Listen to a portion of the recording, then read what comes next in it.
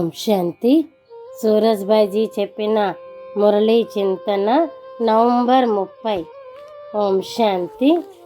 ఈరోజు బాబా మన పిల్లలకు సేవ యొక్క ప్రాముఖ్యతను తెలియచేస్తూ వచ్చారు. బాబా మన పిల్లలకు సేవ యొక్క ఫోర్స్ నింపుతూ ఉన్నారు. ఆ రోజులలో ప్రదర్శిని బాగా పెట్టేటువంటి వారు బాబా పిల్లలందరినీ మోటివేట్ చేస్తూ ఉన్నారు. ఎలా సేవ చేయాలి, ఏం సందేశాన్ని ఇవ్వాలి, మీరు ఎప్పుడు కూడా చల్లబడకూడదు, ఉత్సాహాన్ని పెంచారు.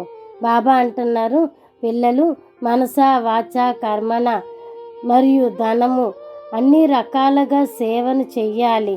దీంతో 21 జన్మలు బాబా నుండి ఫలితాన్ని పొందుతారు.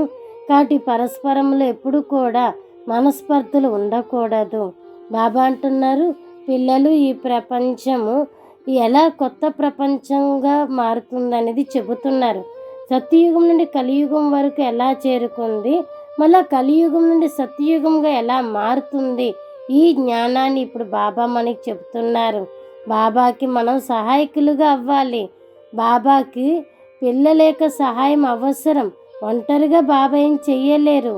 అందుకనే బాబా అంటున్న తనువు మనసు ధనాన్ని ఉపయోగించండి. మనస వాచ కర్మన సేవ చెయ్యండి. అప్పుడు మీకు భాగ్యం చాలా ఎక్కువగా తయారవుతుంది. కానీ సేవ చేసేటువంటి వారు పరస్పరంలో ఎప్పుడు కూడా మూడాఫ్ అవ్వకూడదు. సంస్కారాలకు ఘర్షణ జరగకూడదు. మీరు చాలా ప్రేమతో నడుచుకోవాలి. ఒకవేళ ఘర్షణ ఉన్నట్లయితే సఫలత అనేది ఆలస్యంగా జరుగుతుంది మరియు తక్కువ సఫలత ఉంటుంది. అందుకని మీరు చాలా ప్రేమతో పరస్పరంతో నడవాలి. ధనం యొక్క సహాయం కూడా చేయాలి. సేవా కార్యంలో వృద్ధి చెయ్యటానికి అందరికీ డ్యూటీస్ ఇవ్వాలి. అందరికీ ప్రేమతో నడిపించాలి. అహంకారంతో నడవకూడదు. లేకపోతే సంస్కారాల యొక్క ఘర్షణ జరుగుతుంది. బాబా సలహా ఇస్తున్నారు, పిల్లలు సేవ చెయ్యండి. చాలామంది పిల్లలు చూస్తూ ఉంటారు, చెప్తూ ఉంటారు, బాబా మేము మా మా టీచర్ యొక్క సలహా అనుసారంగా సెంటర్ తెరివాము అని. అందుకనే సింధులో ఒక సామెత ఉన్నది, బత్ బారా అని. అంటే 1కి 2 చేరిస్తే 12 అవుతుంది అని. ఒక్కరిగా ఉంటే సేవ తక్కువగా జరుగుతుంది. అదే 2 కలిస్తే సేవ అభివృద్ధి అవుతుంది అని సింధులో సామెత కూడా ఉన్నది.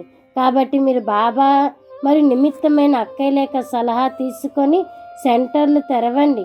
సేవ బాగా చెయ్యండి. అప్పుడు అభివృద్ధి అవుతుంది. బాబా మాకు సహాయం చెయ్యండి అని అంటూ ఉంటారు.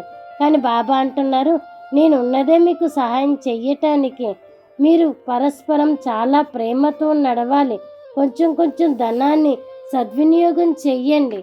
ఈరోజు బాబా సేవ యొక్క మోటివేషన్ బాగా చేయిస్తున్నారు. మీరు అందరికీ కూడా అర్థం చేయించాలి. వానప్రస్థంలో ఉన్నప్పుడే భగవంతుని గుర్తు చేస్తూ ఉంటారు, నేను కూడా బ్రహ్మ తనువులో వృద్ధ మానవుని యొక్క శరీరంలోనే వచ్చాను. ఇప్పుడు మీ అందరికీ అర్థం చేయిస్తూ ఉన్నాను. ఎలా శంకరుడు నందిపైన వస్తారు, నందిపైన వచ్చి ఏమి జ్ఞానాన్ని అయితే ఇవ్వలేరు కదా. బాబా ఈ బ్రహ్మ తనువు ద్వారా వచ్చి మనకి అర్థం చేయిస్తున్నారు. మీరు ఈ విషయాలు అందరికీ వినిపించాలి. బాబా ఎలా వస్తున్నారు, సత్యమైన రాజయోగం నేర్పిస్తున్నారు. సన్యాసులైతే హఠయోగం చేస్తూ ఉంటారు. వారికి ఎన్నో ఆశ్రమాలు కూడా ఉన్నాయి. కానీ హఠయోగంతో ప్రపంచమేమీ పరివర్తన అవ్వదు. హఠయోగంతో ఆత్మ పావనంగా కాదు. ఒకవేళ ఆత్మ హఠయోగంతో పావనంగా అవుతే నన్ను పతిత పావనుడని ఎందుకనంటారు? నేను వచ్చాను మిమ్మల్ని పావనంగా చెయ్యటానికి. ఈ పాత ప్రపంచం పరివర్తన అయ్యేది ఉన్నది. అందరూ కొత్త ప్రపంచంలోకి వెళ్ళేదే ఉన్నది. శివబాబానే భగవంతుడని అంటారు. బాబాతోనే బుద్ధియోగాన్ని జోడించాలి. మీరు పాపాలు తొలగించుకోవాలి అంటే బాబాతో జోడించాలి కనెక్షన్ని. నేను మొత్తం ప్రపంచాన్ని పరివర్తన చేయటానికి, పావనంగా చేయటానికి వచ్చాను.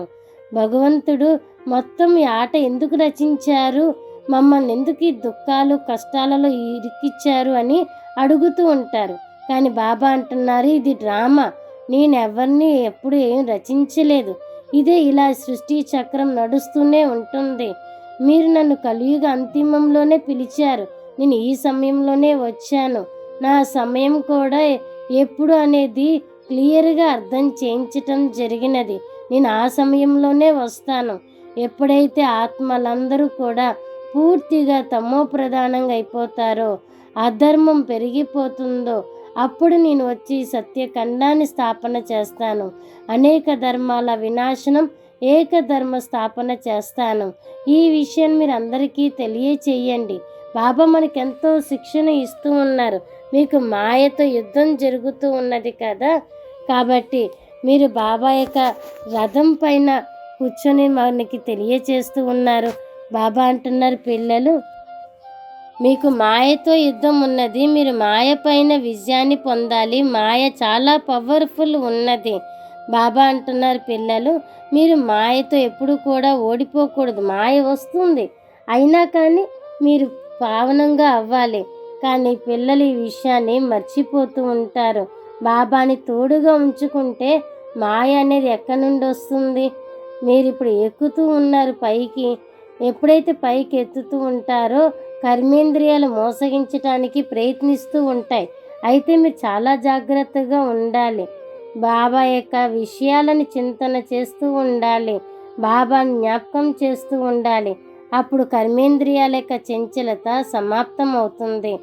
మీరు నాతోనే ప్రేమ పెట్టుకోవాలి, ప్రీతి ఉంచుకోవాలి, బాబాతో లింక్ జోడించాలి. ఈ యొక్క అభ్యాసం బాగా చేయాలి. అప్పుడే మీ పాపాలన్నీ తొలగిపోతాయి.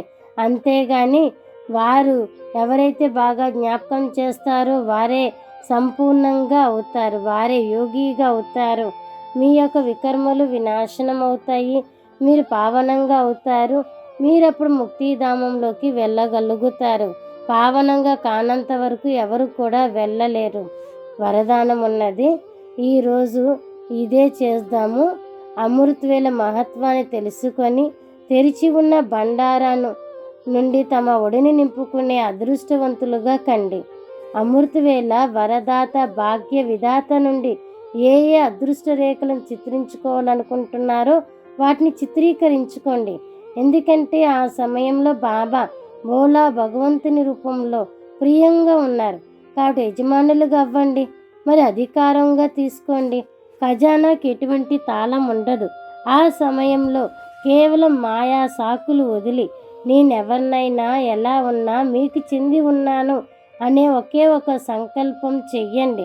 మనసా బుద్ధితో బాబాని ఆధీనం చేసి సింహాసనాధికారులుగా అయినట్లయితే బాబా యొక్క సర్వ ఖజానాలు మన ఖజానాలుగా అనుభవం అవుతాయి. స్లోగన్ ఉన్నది, సేవలో ఒకవేళ స్వార్థం మిక్స్ అయినట్లయితే సఫలత కూడా మిక్స్ అయిపోతుంది.